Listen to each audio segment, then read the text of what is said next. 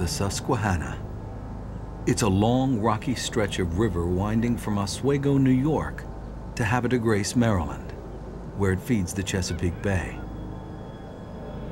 Scientists say the Susquehanna is in crisis. In 2005, high sewage levels earned it the title America's Most Endangered River. But much of the trouble the river brings to the Chesapeake Bay originates south of Harrisburg, Pennsylvania, and it has nothing to do with sewage. Instead, experts are worried about 3 hydroelectric dams on the lower Susquehanna: Safe Harbor, Holtwood, and most of all, Conowingo Dam.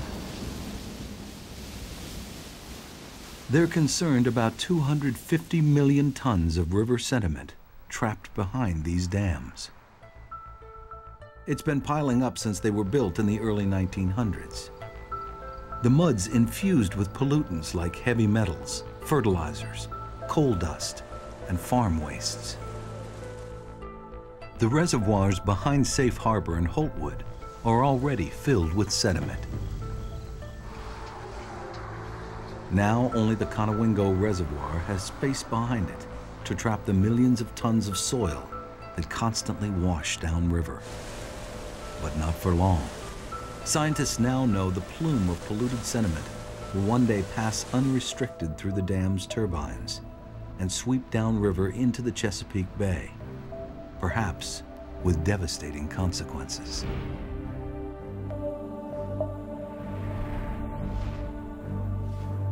Underwater surveys begun in 1928 behind Conowingo tell the story of the growing pile of sediment.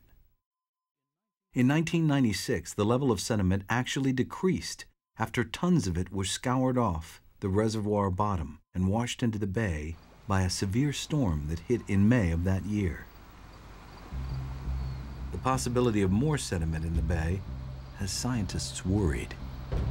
This increase in sediment coming over the dam, which may double the amount of fine sediment being put into the upper bay by the Susquehanna River, will have long-term consequences. Dr. Donald Bosch is director of the University of Maryland's Center for Estuarine Science. It'll fill in the shallow parts of the bay, the deep parts of the bay, and the upper part. And that will affect circulation in the bay, which would affect things such as the success of striped bass and other fish in terms of their early life history, survival, recruitment. The other issue, which is of concern, of course, is in the bay we're trying to reduce nutrient inputs to the bay. And one of those nutrients, phosphorus, tends to be associated with fine sediments. So there's going to be a greater import of phosphorus into the upper parts of the bay at the very time we're trying to reduce phosphorus sources in the Susquehanna Basin and elsewhere. Too much sediment and phosphorus in the bay could wreak havoc with water chemistry and aquatic life by feeding algal blooms, blocking sunlight, and smothering oysters and underwater grasses. But what experts fear most is a catastrophic release of sediment from behind the dams. It's happened once before in 1972, when Tropical Storm Agnes pushed 17 million tons of mud downriver and over the Conowingo. 5 years' worth of sediment surged into the Chesapeake in a matter of days. Scientists today refer to it as the phosphorus pulse that nearly killed the upper bay. That's the storm that everyone considers the worst storm that has affected the bay, and everybody remembers what happened. Susan Stranahan is a Pulitzer Prize-winning author who writes extensively about the Susquehanna. That came down in June. It brought down huge amounts of sediments that in essence drowned the upper bay, cut out all the light, buried what submerged aquatic vegetation was left. It buried a lot of habitat, and it took the bay, I think, decades to recover.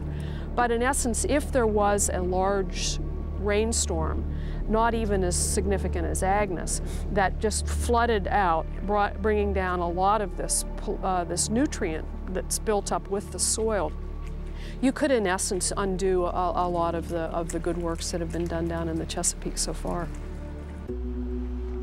Currently, it's estimated that there are 250 million tons of that sediment accumulated behind Holtwood, Safe Harbor, and Conowingo. Marshall Kaiser is president of Safe Harbor Water Power Company, upriver from Conowingo. He was a member of a 1999 commission that explored dredging the lake to remove the sediment. If you wanted to dredge it and remove it, it's estimated that it would take 25 years, and you would have to fill 600 100-ton rail cars every day for 200 days a year to get it out of here. The river moves sediment toward the bay all along its 400-mile journey. But here on the lower Susquehanna, just downriver from Safe Harbor, sediment load is supercharged by the harmless-looking Conestoga River. A disproportionately high volume of topsoil and silt enters the Susquehanna here.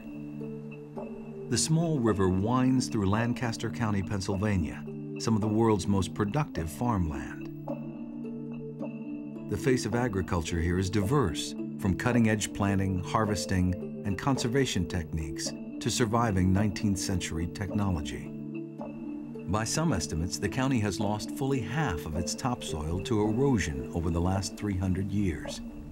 Much of it washed from farm fields to the Conestoga River, the Susquehanna, and the Bay. Lancaster County farmers have borne the brunt of the blame. But in the city of Lancaster, two Franklin and Marshall College geology professors have a different idea. They believe they've solved the mystery behind the Conestoga's unusually high sediment load. Doctors Dorothy Merritz and Bob Walter are exploring dams from colonial times in the county. They say hundreds of breached dams they've found are releasing millions of tons of soil into the bay after trapping it for nearly 3 centuries. Water powering back then was as important as oil is to us today. It was the only game in town for getting power to run things like grist mills, sawmills. We found out that there were 400 dams or so in Lancaster County. They had large amounts of sediment behind all of them. Most of the dams are breached. They breached during 20th century hurricanes, and much of that sediment is being remobilized, being washed downstream into the bay, into the Conowingo Reservoir. At the same time, policymakers have focused on farmers as the source of much of that sediment.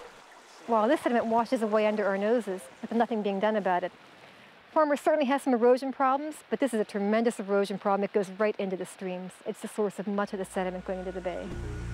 We figure it from just the Conestoga watershed alone, there's about 180,000 tons of sediment every year coming out of the Conestoga watershed into the Susquehanna River. Most of that's getting trapped behind the Conowingo Dam, about 60% of that, but some of that's going over.